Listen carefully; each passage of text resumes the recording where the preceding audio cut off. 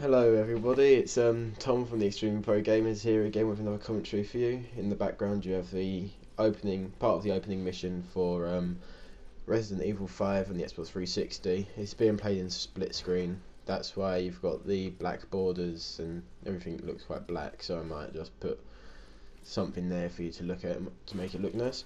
But anyway, what I wanted to talk about sort of links to the gameplay, but it's more to do with a real life scenario that's probably likely to never ever happen, but I think most teenage boys have thought about it happening and probably have a bit of a plan in place. So what I wanted to talk about today is, what would you do if a zombie apocalypse happened in real life? Now, I know a lot of people probably say, oh, they'd go out killing them all, but I think we've got to be a bit more realistic than that. I'm a big fan of a lot of zombie programs and films, especially The Walking Dead at the moment, and it has got me thinking of how you could try and survive a real life one. Now, living in a town in Essex in England, it's quite a heavily populated area, so I've always thought that we'd need to find a place just outside the town which was easy access but not pretty unpopulated, so one of the small villages that are close to my town, within driving distance of places to get like food and supplies from. Now, but before all that happened, first of all you have to figure out what you would do or where you were and how you'd like get to the people you need to keep alive, so your family, parents, brothers, sisters, whatever you have, and decide who's most important to you and who you can try and keep alive. I guess it'd be difficult to keep the elderly alive, but I'm not saying you should leave them behind, but I'm just saying. But with me, I've always figured it out that the most likely scenario for me would be is that I'm at college when it strikes, because that's where I am most of the time, because that's predominantly where my life takes place. Now, my college is situated right in the middle of a high street where there's a lot of people.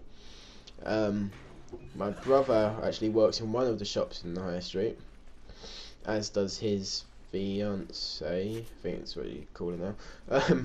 So I've always said I'd grab them two first and get them to like find a car and drive to where my mother works, and then get home and barricade it until we can get everyone else together, because other people I know work up in London and it's a long way away. Now, there's also the situation of like, what weapons would you use? I mean, we all say we'd want to go around shooting with a shotgun, but if you live in England, where are you going to find a shotgun? I guess the majority of the weapons would be melee weapons, ones that you're going to actually strike them down with rather than ranged weapons. I mean, you could build a homemade bow if you had the time, but the likelihood is you wouldn't. Now, I think a lot of the common weapons that people would use laying around the house would be things like knives, although that means getting a bit too close and personal, in my opinion, as I think you're more likely to survive by keeping your distance, because then there's no chance of you getting bitten at all. There's also things, blunt objects. So people keep baseball bats, rounders bats, golf clubs in their houses. I've got a golf club in my room. We don't have a baseball bat in the house, but we wouldn't really need I don't know. There's also things like antique swords you could use, as long as they were sharp and could potentially decapitate a person if you had the body strength to get it through the bone in the neck. But what I'm trying to get at is, a lot of what you see in video games is what you'd want to do, but it's not necessarily what you would do. So all the shotguns, molotovs, pipe bombs you see in Left 4 Dead, you're not going to be able to do in real life, because you're not going to have those resources available to you. So I always plan to get as many blunt and sharp objects together as possible, keep distance from the zombies, and only use these weapons if you need to, and get everyone who you care about together, get in a car and drive to a small village and find a house or something which is secure, where you know your exits and entrances. Secure it and make sure you have enough supplies to last 3 days at least without having to go outside. Because I think that if the government were going to do something, or try and keep it under control, it would be within 3 days they'd have eradicated it all. And if they hadn't done it for 3 days, I think you've got to accept that you're on your own and you've got to try and survive. So, you'd have to, what I'd want, as I said, get enough supplies to survive 3 days, keep heads down, keep quiet in this village or whatever. The reason I say village is because there's less people and, you know, less chance of running into a whole group of flesh-eating monsters. But yeah, and after these 3 days, I always thought that if there is still, or if there's more zombies because people have been bitten and the government aren't going to do anything, then that's when you start to figure out what you're going to do for the foreseeable future. Now I think that if you've got a secure house and everything that you can keep defended and escape from if you need to, you're fine. But it's collecting supplies that is the troublesome part, because you'll have to go into probably populated areas to get your food and possibly better weapons, petrol for cars. Now, for me that would probably have to be a Tesco store or something like that, then you'd have to be very careful about the way you did it. I suppose you'd drive into the car park, one person grabs a trolley, and goes around with 2 other people. The person in the trolley just gets all the food while the others defend and try and avoid the threats that could appear with zombies, etc. And get as much food, liquids, alcohol, whatever you want as possible. Getting back to the car, fill the car up with petrol and try and get out in one piece. Then you've got now that's what I'd try and do to survive, and it all seems, saying it is really easy, but in practice, you know, it's not going to be as easy as that, because, you know, there's fear. You don't know if you'd freeze when zombies come, you don't know if you'd be dead already. Don't know how you'd act if you had to batter someone's head in with a baseball bat, especially if it's someone you used to know and now they've been bitten and they've been changed.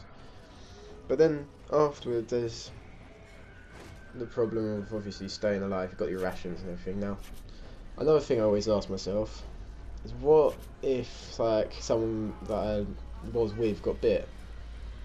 Say my dad got bitten, what would I do? Because it's their life's over, isn't it? So I'm not sure, because it'd be hard to kill your own family. You could try chopping say you get bit in the arm, you could try chopping the arm off and hoping they can survive an amputation, but it's likely that they wouldn't. So I guess you'd have to I don't know how to word this, put them out of their misery, if that's the right way to word it, and say what you'd do. It'd be tough, very, very, very tough, but I think that's the fair thing to do. Or you'd just do what they wanted you to. If they just wanted you to leave them there, then it's their choice, isn't it? You do what they ask. So, yeah, I think that a lot of the talk of zombie apocalypses in, like, modern life is kind of like a metaphor for any natural disaster that could potentially destroy civilization, say a hurricane, or an earthquake, or a volcano going off. Or if the Mayans, what they predicted is true, what happens in 2012 if the planet's aligned and it causes all these things to a chain reaction across the Earth to happen. Now, if civilization came to an end and you had to survive for yourself, how would you react? I think that's what zombie apocalypses are generally a metaphor for. So I think you've got to take into consideration that plans for a zombie apocalypse can also be like plans for natural disasters.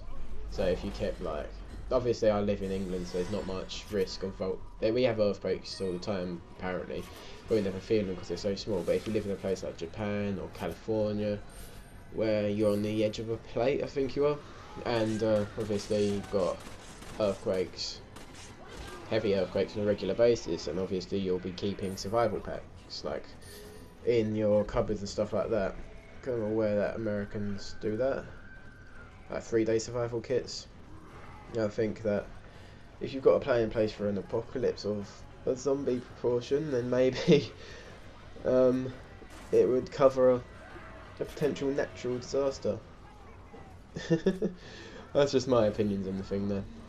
So yeah, that's all I've really got to say this time. If you enjoyed the video, please don't forget to like, comment and subscribe, and also check out our other commentaries that are on the channel too. This will be the third commentary going up. We have got gameplays and funtages available for you all to watch as well.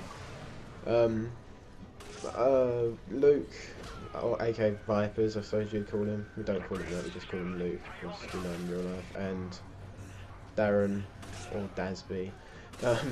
I will be uploading videos soon.